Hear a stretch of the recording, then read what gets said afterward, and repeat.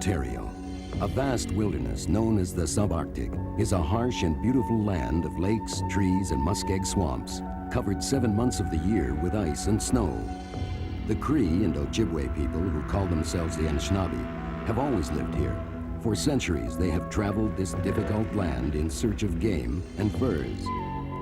The Anishinaabe are still here, scattered in small communities along the lakes and rivers of the old trade routes. These reserve communities are small. Big Trout Lake, which has 1,000 people, is one of the largest, but most are 1/3 this size, like Wapakika. They can be reached only by air or by winter roads, which are built over the frozen lakes and swamps.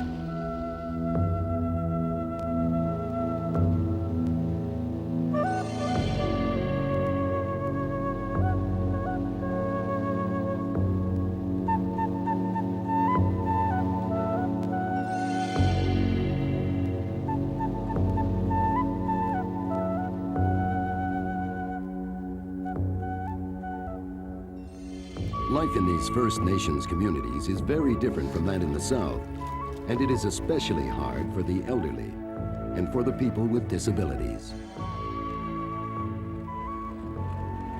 3 years ago, Grace Teskey started working for the Ontario March of Dimes on a pilot project to assess the needs of disabled and elderly people in 81 of these communities. Grace lives in Thunder Bay now, but she was born on the Big Trout Lake Reserve, and she speaks the Oji-Cree language. I just started missing the language. I started missing the food. Then this job came up. Ontario March of Dimes had an ad in the paper. And I thought, hey, you know, it might work. It might work. I knew that I'd never worked with disabled people per se, but I've worked with elderly or people that couldn't do for themselves anymore. And I thought, okay, it's going to get me in the north.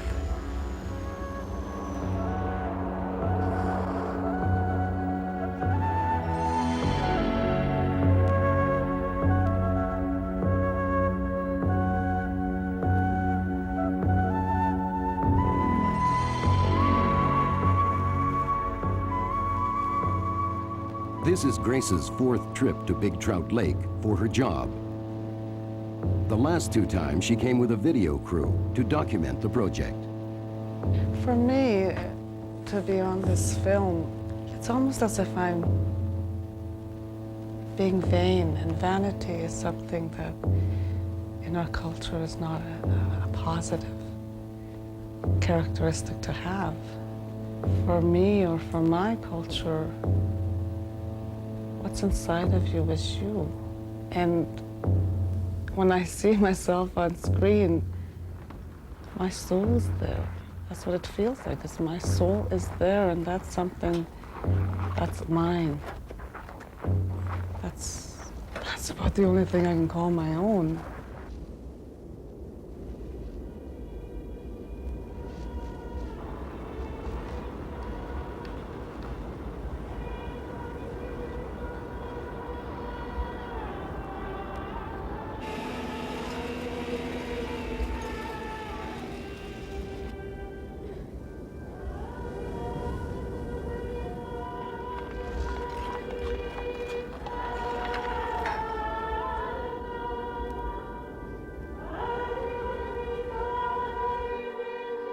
Jeremiah McKay is a respected elder in Big Trout Lake and a leader in the Anglican Church. Only after spending considerable time talking to the video crew did Jeremiah decide that this documentary could help his community.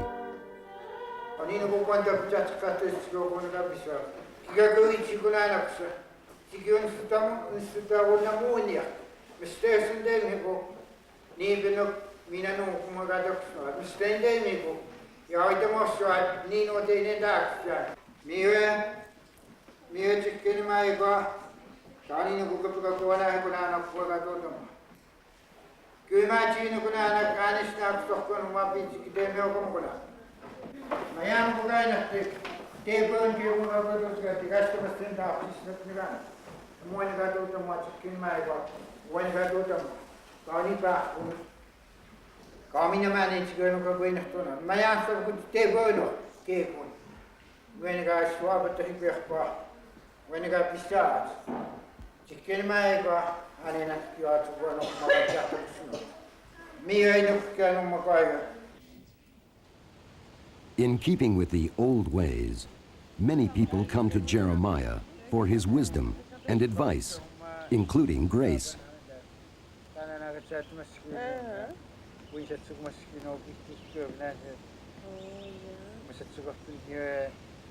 Jeremiah was born with a disability, which makes it harder for him to walk. Despite his disability, as he became a man, he was expected to marry and have children and be able to provide for his children. And time again, he's told me that he didn't take a wife until he mastered all the life skills, your hunting, trapping, fishing, migrating, you know. This is his freezer. In the winter months when it's cold, he doesn't use the electric one that's inside his house. He just does all his butchering in here as they need it. He'll come and chop it up with his axe. He says this is how abundant food can be when you live off the land. And for them, they've been very fortunate that, you know, with the sharing that does happen in the community, that when they haven't had any, there's been food sent to them from different communities as well. And they've sent the food to other communities as well.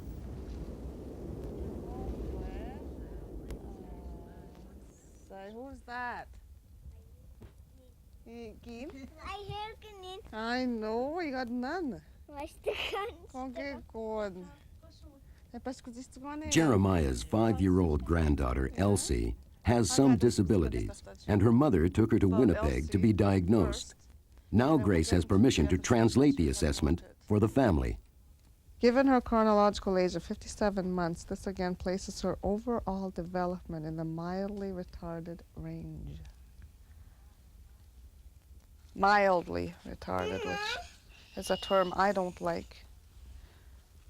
And I don't even bother trying to translate that because in our culture, we learn differently, we're taught differently, and anybody can learn. I mean, I think that's been proven over and over that no matter if it is a physical disability, such as her grandfather who has a physical disability, he's overcome his disability and has learned to survive, you know, with the cultural and the traditional values. And with her, I mean, this is a very bright little girl. I mean, she is not retarded, and they've been teaching her a lot of things that she's maintained. He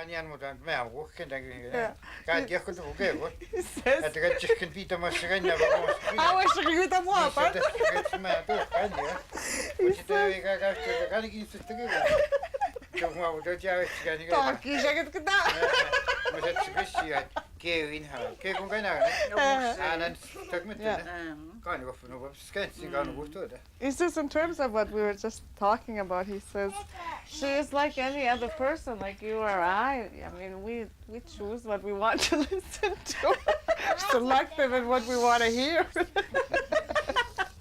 But if it's something important, I mean, it's there, it happens.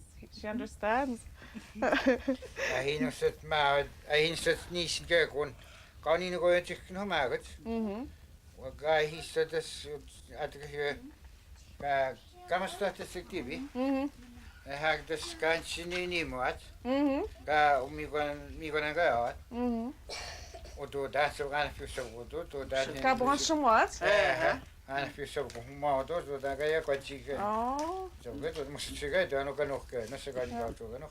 They're talking about the things she does. Like, for example, when she watches TV, that's why we're having a problem believing some of this assessment, or questioning the assessment, I guess.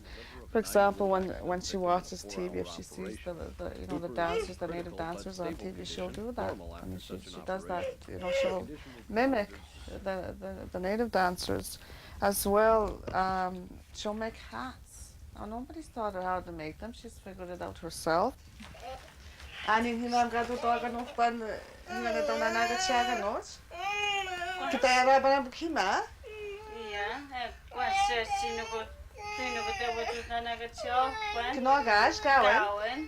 Edna says in 87, she took her daughter out to Winnipeg, spent one night in Winnipeg, and this assessment done was in that time. Takes one day to get there. I shouldn't be so sarcastic, I suppose.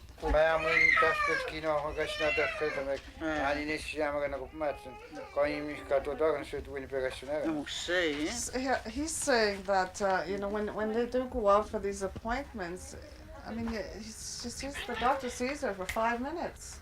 You know, what kind of assessment or diagnosis can you get out of 5 minutes? No.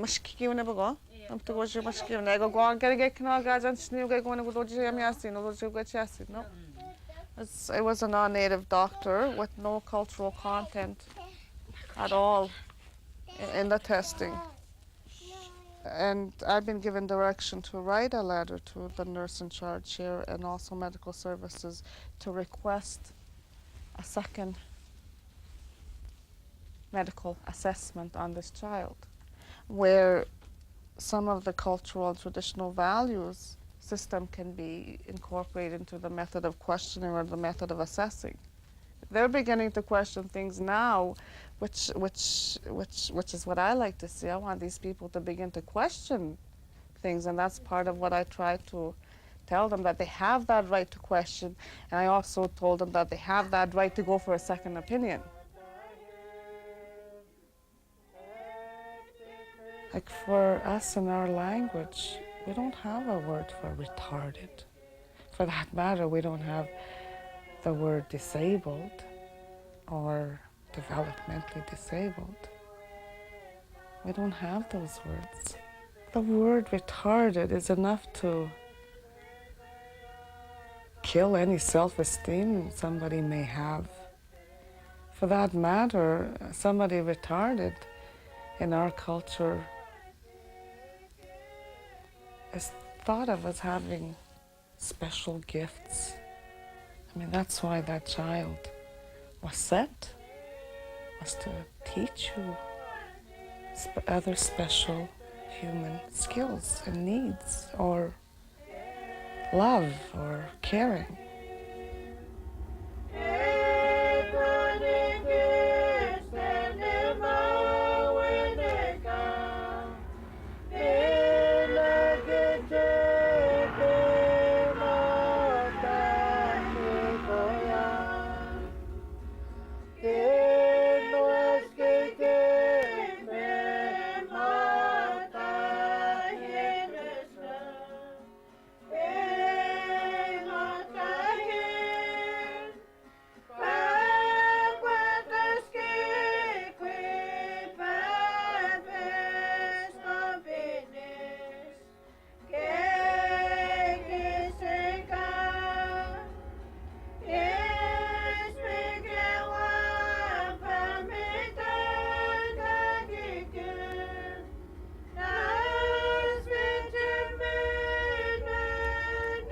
The Seniors Complex in Big Trout Lake was built with government help 7 years ago to help make life easier for some of the older people on the reserve.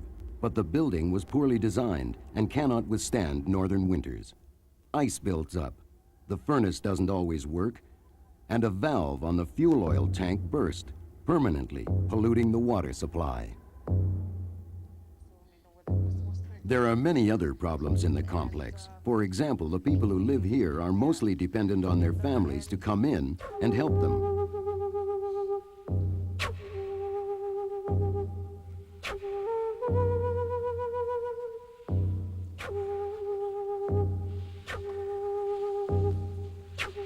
Sarah McKay and her husband, David, moved here from a neighboring community, hoping that they would get some outside help. But there is no help for them in the complex. So David and Sarah McKay have had to return home.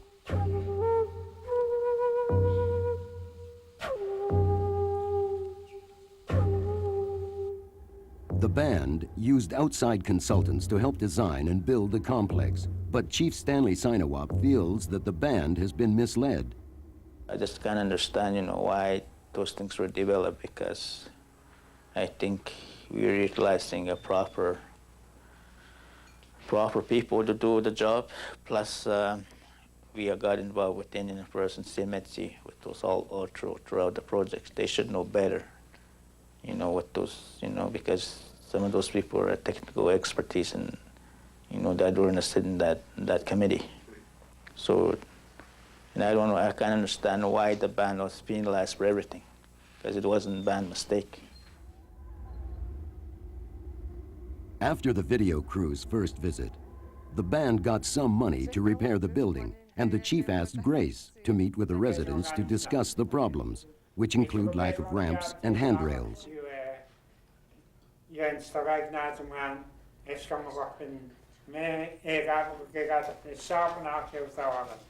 He said that they moved in February '87. That's when everybody first moved in, and that's when this opened. And in March of '87, that's when they began to notice the water contamination. They could smell the fuel, and it just got worse and worse. And then it became visible, like oil floating around when you got the water out of the tap, an oil residue of some sort. So it wasn't drinkable after that, and you can't even use it. You couldn't use it for bathing because your skin burned and itched. And you can't even wash clothes in it because your clothes turn yellow because the water is very yellow, I guess, very thick and yellow. And they were never able to drink that water even after they supposedly fixed it.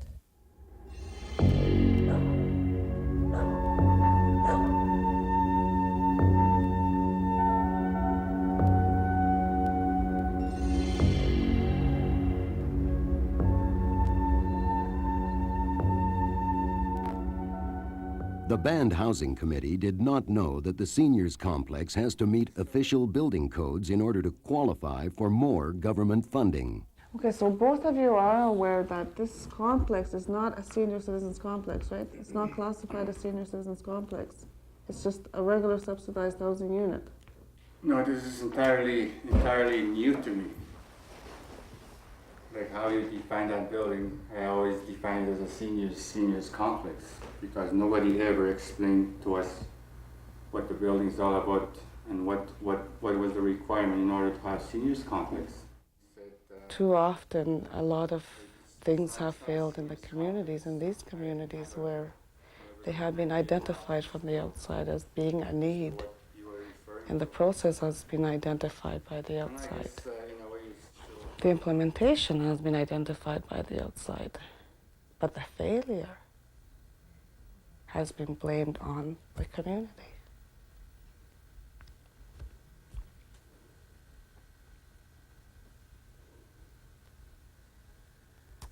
And I look at the home care program in most of these communities. You're lucky if you have 2 workers from most communities. They haul the water. The women haul the water, and the men cut the wood, bring it in. But who does the personal care? Who has time to do the personal care? And then if you do decide you want to give him a bath or you have time to give him a bath, you have to haul some more water, heat up some more water, bathe him. And there's your whole day for one person.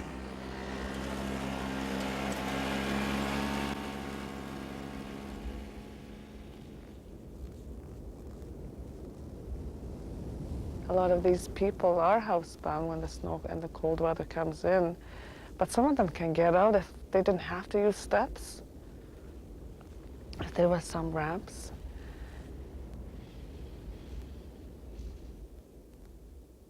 It is going to take a lot of money.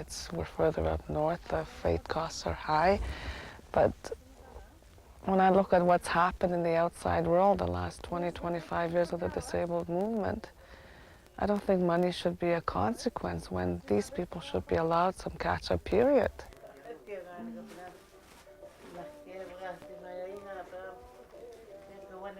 They've always been special to me. I guess it's how I was raised. They just played a very big role for me. I've gotten a lot more out of them than I think I'll ever be able to give them back. They've taught me, they've nurtured me, they've made me maintain the basics of life. And they've taught me how to love, how to share, how to give of myself. And yesterday afternoon, I wanted to go talk to this family to see how their dad was doing. About 7 years ago, I think, he had a stroke. He wanted to come home and die. He was in a hospital in Winnipeg. He was an amazing man. He was involved with the church for years and years, and he was involved in the band politics for years, and he did trapping up until his stroke. I mean, he provided for his family. Very independent man. Swagit nan magapagit naman ay winagtuya gets not with stones kita ko sa magakapan humabog da si keunig. Kwanta ko ka mamatsu na ganawa sa uyag ni ka tehwete. Kmatsada ka matsu na kuyan. Kmatsada na kuya ko sigam ka na kuyan. I asked him, I said, he doesn't like being taken out to the hospitals, and I said, is that true? You don't like going out there when they take you? And he says, of course. Kaya naat naman, Pepan, kamas may nagumasi yung kusin. Kita na jumasi yung kuwan, eh? He remembers me, he says, from the band office days. I think for him too, it's an embarrassment for his family to see him the way he is. It must do something to him. I asked him who was taking care of him. He says there's quite a few. I said, do they come and cook your meals? And he said yes. But Daniel was telling me that there's days that go by that nobody comes, like until the end of the day. So he's here all day by himself. But he also knows that on the outside there is care provided and given. There are these services.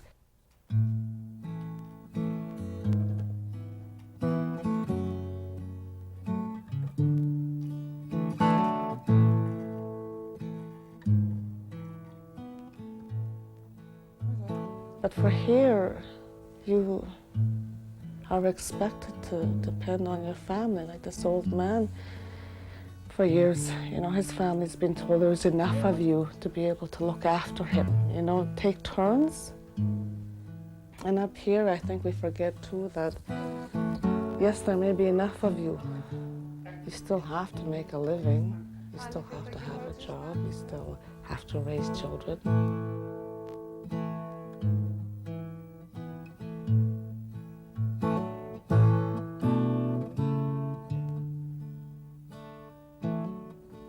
Yeah. I guess it's just really hard for me to see him like that when he was one of our greatest elders and teachers when I was working for the band. It's hard to see him like that, and I can just imagine what he must feel like not being able to do anything. I don't know. You're okay.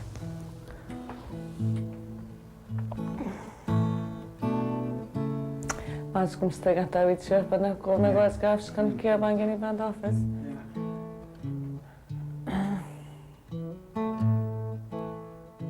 I'm fine.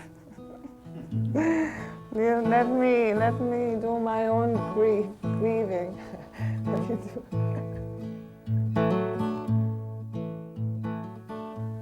I like the basic human rights code that all Canadians have. I like it. I really do. And I thought, well, there's my loophole into all this legislation crap we have to deal with or we fall under, all these jurisdictional boundaries. I thought, well, the basic human rights code is the key. But I've come to the conclusion that it's not.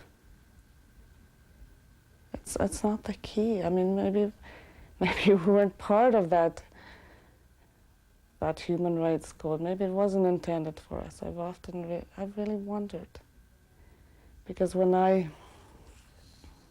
look at both cultures, and the needs of both cultures in terms of disabled and elderly.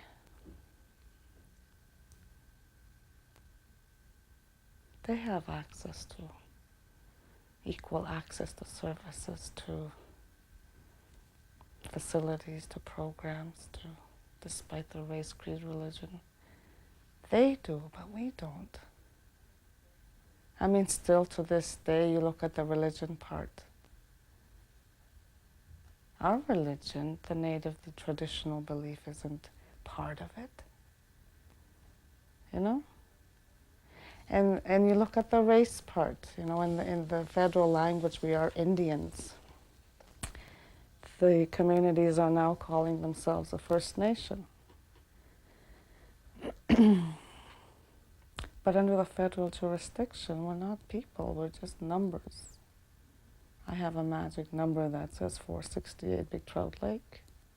Is that my identity? Or when you want to get service for these people, the first thing they ask you is, well, what's the band number and which community?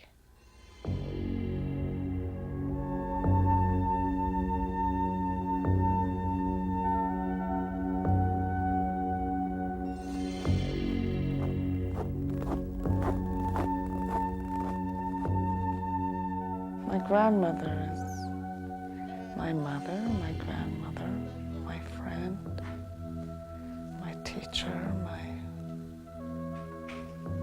my everything.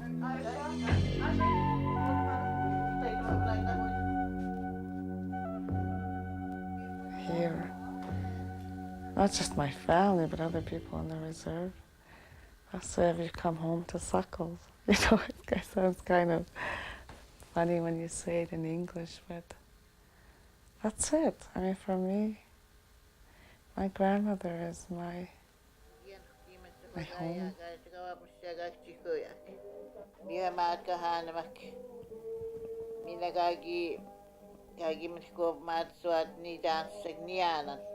I think all of us, when we were growing up, resented that. She used to sign us away, you know, every August, Indian Affairs would come in and say, well, are you sending your kids to school? And they'd sign us away, you know, they'd sign their signatures and we'd be on the plane for 10 more months to go to school. And I think for years all of us resented that. You know, why couldn't we be at home? Why did we have to go out to go to school? But she used to tell us, she says, there's going to come a point in time, both her and my grandfather actually, used to tell us that there was going to come a point in time where we could no longer live off the land. And they never went to school, but they saw the importance of it. And I never realized what a sacrifice it was for them until my daughter was ready to go to high school. And then it clicked in, I thought, this is why my grandmother did what she had to do by sending us to school, so I didn't have to do this. I could have the choice to go out with her and still be able to make a living out there and be with her out there. I mean, what greater gift can you give your children or your grandchildren than that? And also, when we would come back here to live, we were able to do the jobs the people gave us. We had the best of the both worlds. We were able to speak for them because a lot of them didn't have the English language. We were able to write for them. We were able to negotiate for them.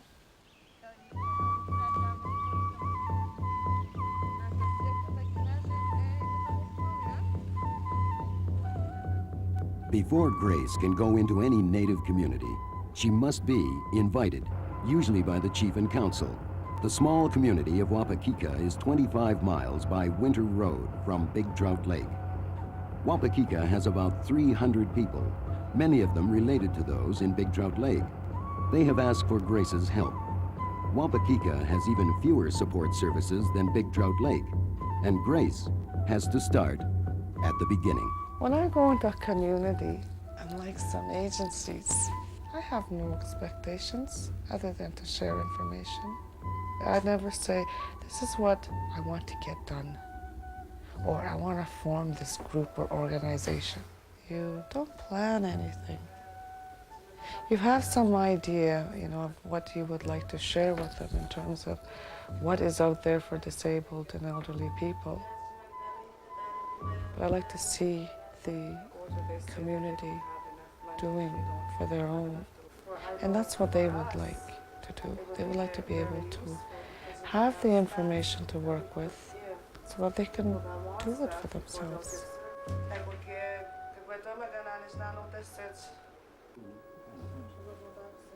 Most of the time we think that because somebody has a disability, they're not capable of working or going to school. So you want to find out what their interests are, because they can go to school, they can learn a skilled trade, and they can have a job.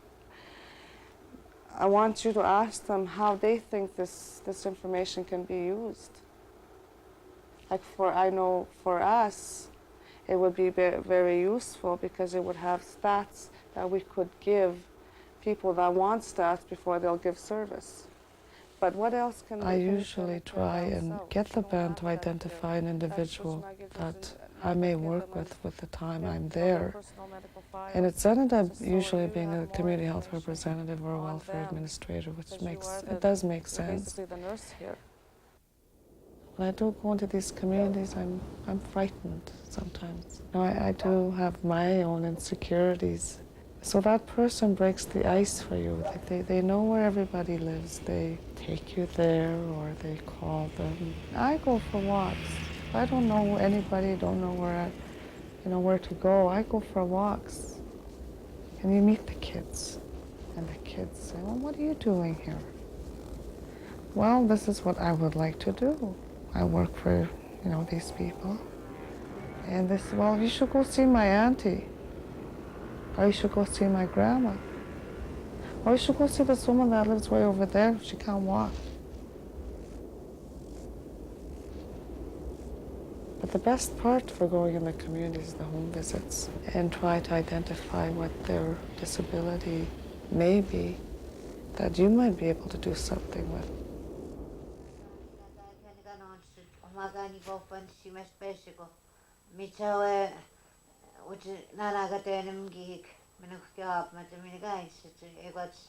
When you go see them, you can use all your senses. You can feel their frustration, you can see some of their needs, the physical needs in their environment. You can hear what they have to say.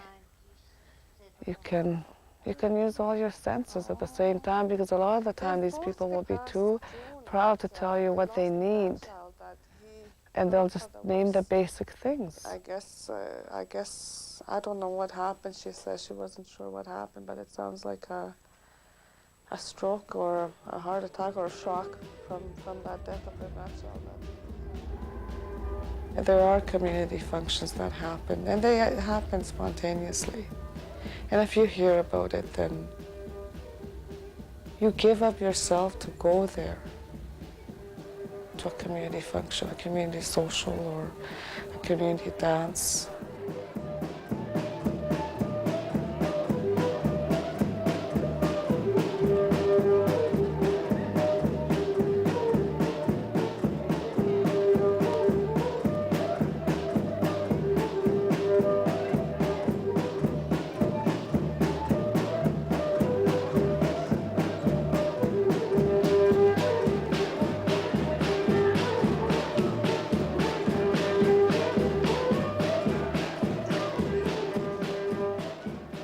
For me, when I go to the socials or the dances in the communities I go to, that's where people come to you, because you're a stranger, so you stick out like a sore thumb, and they'll say, well, what are you doing here? So you tell them what you're doing, and then they give you names. They'll say, well, go see so-and-so, or I'll get somebody to take you there, so it happens there.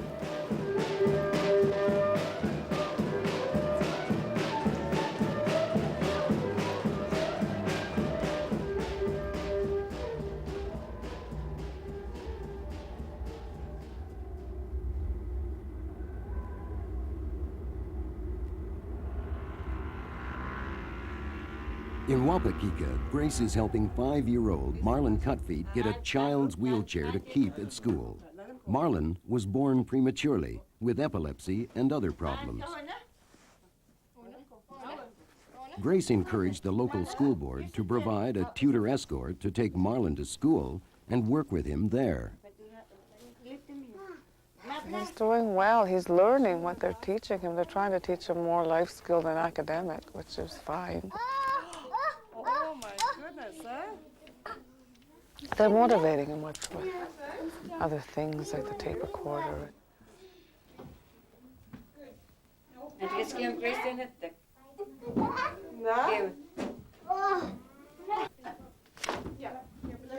But the other things they're doing is walking him because he could walk. He could conceivably be more mobile with a walker. So they're starting him on that. But unless things change, Marlon, like many other Native people with disabilities, will find it impossible to live in his own community when he grows up. I lost my language. I can't speak Cree. And I lost a home life that these people know here. And that makes me really, makes me sad, makes me angry. Emasiah McKay was born in Big Trout Lake, but at age 9, he and his brother Levi got tuberculosis and were sent to a sanatorium in Manitoba. 6 months later, Emasiah caught polio, and he was left paralyzed. Levi returned home, but Emasiah was forced to remain behind in Manitoba. He lost touch with his family and culture as he moved from one boarding house to another. Grace has never met Emasiah, who now lives in Ottawa, but she has talked to him on the phone, trying to find a way for him to be closer to his family. I feel really good, actually, knowing that this is where I was born. This feels different from the city where I'm at now. I was here for the first 9 years of my life, and I remember many things that I did with my father. Like he taught me how to trap and use a .22 rifle, things like that. I like those memories.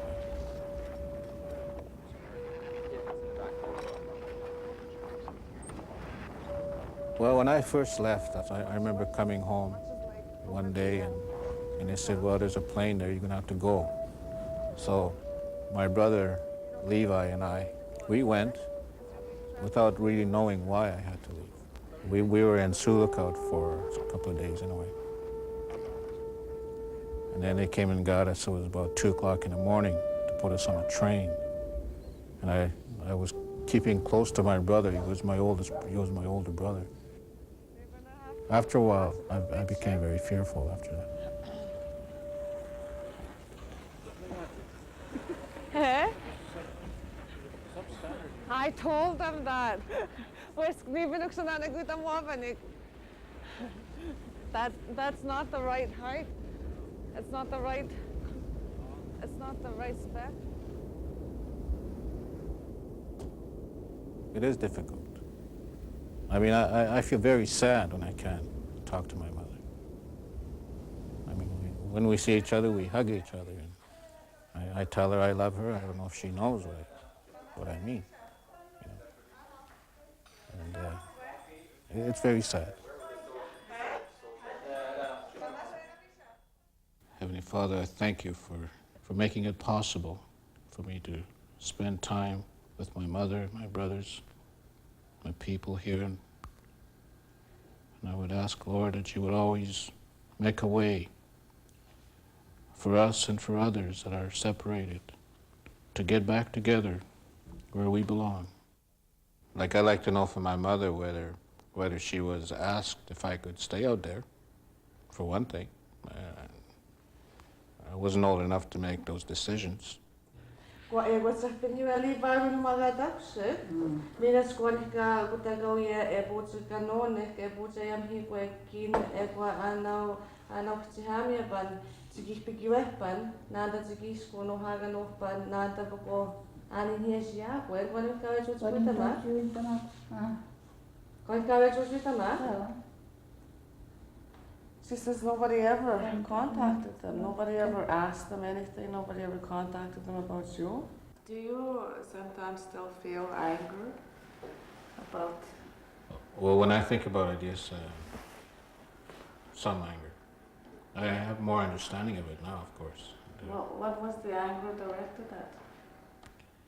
Well, at first it was directed at the family. I felt as if I was being neglected or abandoned, and I blamed the family for that for a while. And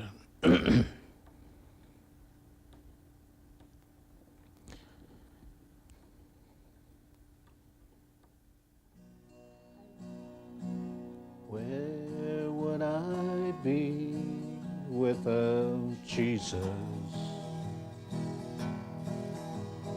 Where would I spend eternity? I'd be lost in this world full of sorrow. Without Jesus, where would I be? Amosiah McKay was almost 19 years old and living in Winnipeg when he was found by his brother, Levi. He gave me address, where to go, where to seek him, YMCA, Verdi. So I went over there to YMCA. Then I found him. Yeah, I think that was the first contact. Yeah. Somebody familiar to me that came up. That felt good, you know. I really felt good about that. But I wish it had been sooner. But, you know, of course I became an alcoholic when I was out there. And I just lost myself. And so that's what happened. And I'm glad that Levi took that initiative to come out there and look. Then why did you leave again? You came home and stayed here for a year.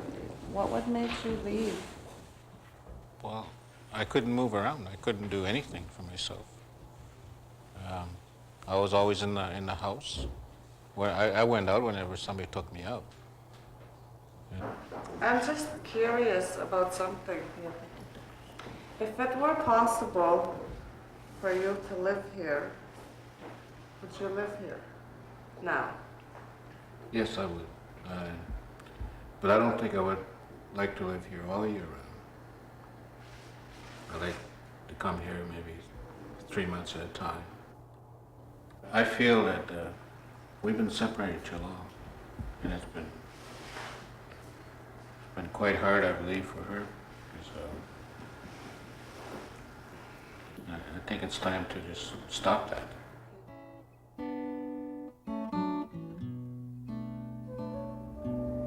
So I hope that my band will realize that I belong here. It's easier to get around on pavement. The wheels, they roll better. It's frustrating. That was my brother's house and I can't even get in there. And I think it's time that something is done to make it accessible for the disabled people here on Reserve. I like the freedom I have in the city, but my heart's over here. My soul is here, and I miss it.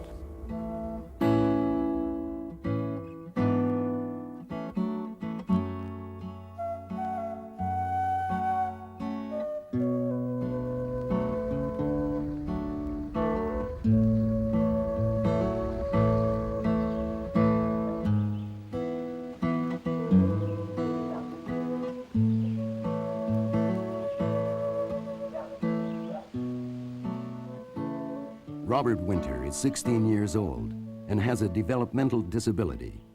Elizabeth McKay has been raising Robert since he was 2 weeks old. Although she never officially adopted Robert, Elizabeth is gifted with children and was chosen by her community to raise Robert and another boy. Besides her income with her work and the children are now on a support, an income support basis. I want to take into Bahaj. Take an aga nagawan. I have family benefits. She receives family benefits for the 2 children that she's raising. But even with that, she says it's not enough when you have to clothe them and feed them up here when everything is that much more expensive. Oh, yeah? This is his During own Grace's last creation. visit, Robert met the video crew, and the camera caught his interest.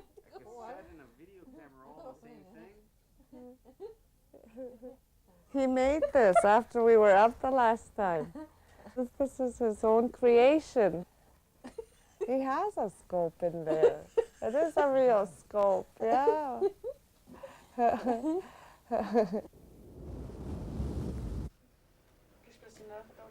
At school, Robert is able to use a real video camera. Peter Stewart is Robert's tutor escort. Peter has noticed that Robert's new interest has changed both Robert and the way people see him. Now you go where you want to go, Robert, all right? We'll accompany you. When I took this job on, I looked over the plans that had been organised for Robert over the past 3 years. And really, I was a little disappointed. They were very schoolish, and Robert's not a normal school student. So I decided this year, and I told the board this is what I was going to do. I was going to follow his lead. And at the moment, this is his major activity.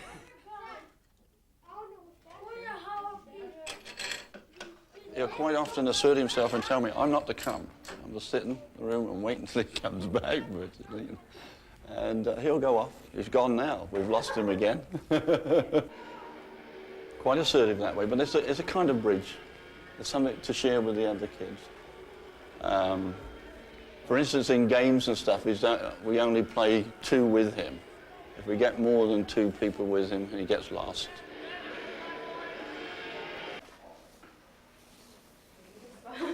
Physically, when he came to school, he came upstairs with difficulty. He had to use a handrail.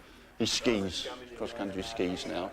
He can hit a ball, he can throw a ball, he can kick a ball. He can do all these kind of activities, which you couldn't do when he came. His doctor is trying to get a few things set up with people, but we still don't basically know what the problem is. My guess is it's some kind of neurological damage.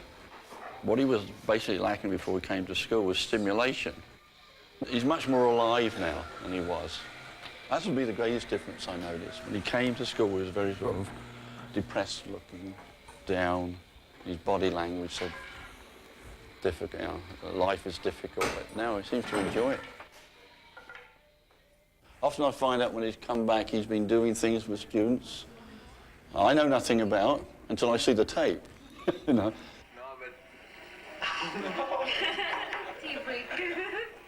But he's very interested in this thing, you see from his kind of expression on his face. How are his life skills now? Have you done any more on that? It seems to be adequate, you know. Elizabeth does a lot of that kind of stuff with him. I think she's more interested than we do with this language with him than anything else. Getting him into doing things like shopping. Tried to prepare him for a job, which means I've got to try and prepare the band to have a job ready for him. We run a kind of courier service from school, basically just taking the mail down the post office and collecting it. And we're gradually getting other people interested in him collecting their mail or taking mail for them. I'd like to see a sort of part-time job for him. I wonder what's going to happen to him when his tutor escort leaves. He's retiring and he's going to be gone, and it's obvious that there is a bonding between the two of them. There is a bond there that I worry, you know, what is going to happen with him. The 3 times I've been up here, the first time, I wasn't even sure if he understood when I tried to talk to him in English and Ojibwe. And then the second time we came up, He tried to sign and make noises. Where's your birdhouse?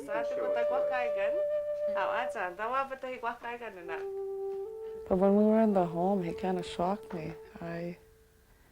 We were looking at his baby pictures, and I was making these little comments, and he spoke very clear Ojibwe.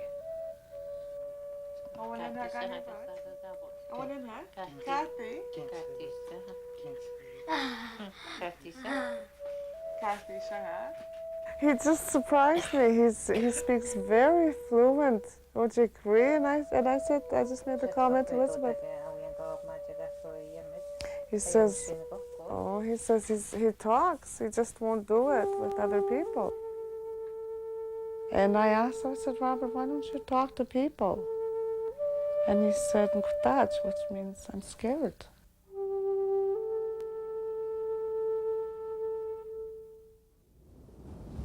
Robert has made great progress at school these last few months, and everyone is more optimistic about his future, including Elizabeth. Finally, she said, well, I can see him, being responsible enough to stock shelves. But for me, when I see the product he showed us with his video camera, I mean, he knows. Like to me, I have these high hopes for him, that if he can operate that thing, there's nothing stopping him.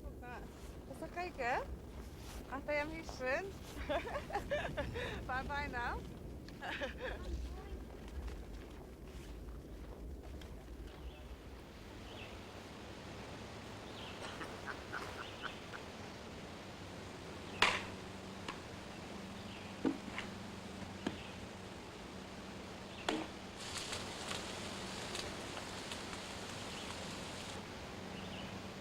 And you look at Elsie.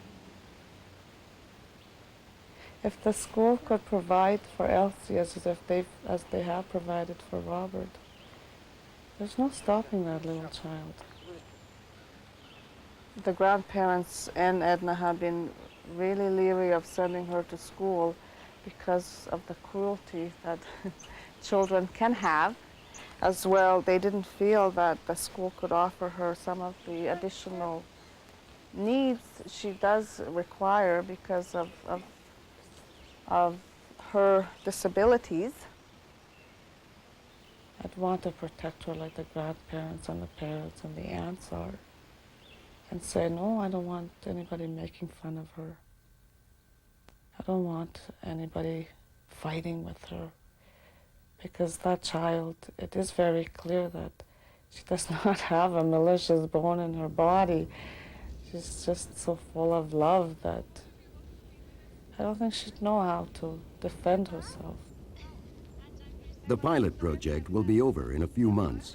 Grace has helped many Native communities to assess the needs and problems of their disabled people.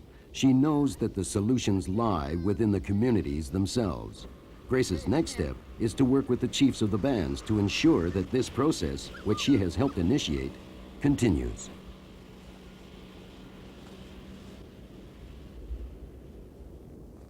Grace sees much hope in the Native idea of community healing, where traditional values are the bond which hold individuals and their community together. If Grace's work takes root, there will be a better future for Robert, Elsie, and Marlon. And perhaps Emma Saya, Sarah McKay, Jonas, and the others in the seniors complex will get the help they need.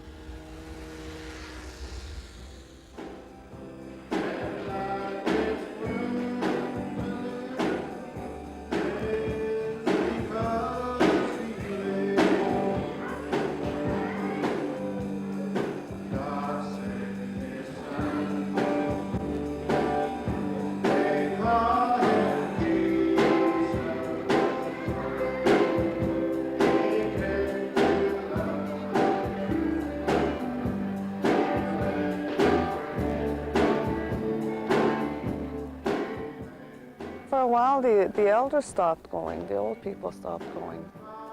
But now it's come back. I was really pleased when we went to that social the other night and the old people were sitting there and even getting up to dance.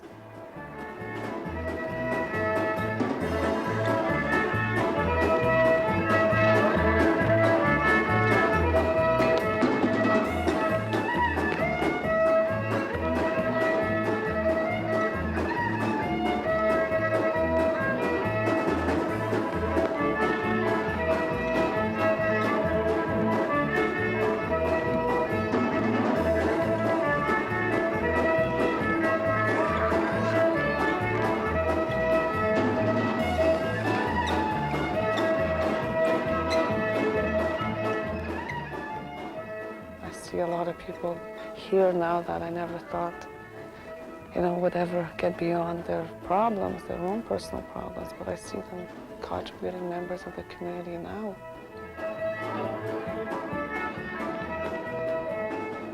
I think most of us, when we come up, have all these high expectations, and when they don't happen, we get very, very disappointed.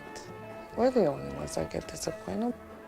Me, I don't get disappointed because I have no enforced expectations when I go into these communities. And consequently, I always have nice, pleasant surprises. When you see somebody take that job or that role that needs to be fulfilled, that's enough.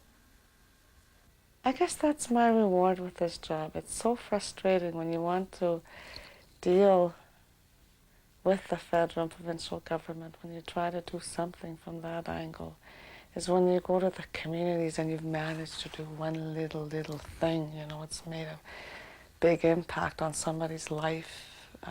They're just so thankful for peanuts, I call it, I mean, they don't have what they should have, but they're just so thankful for what little they have.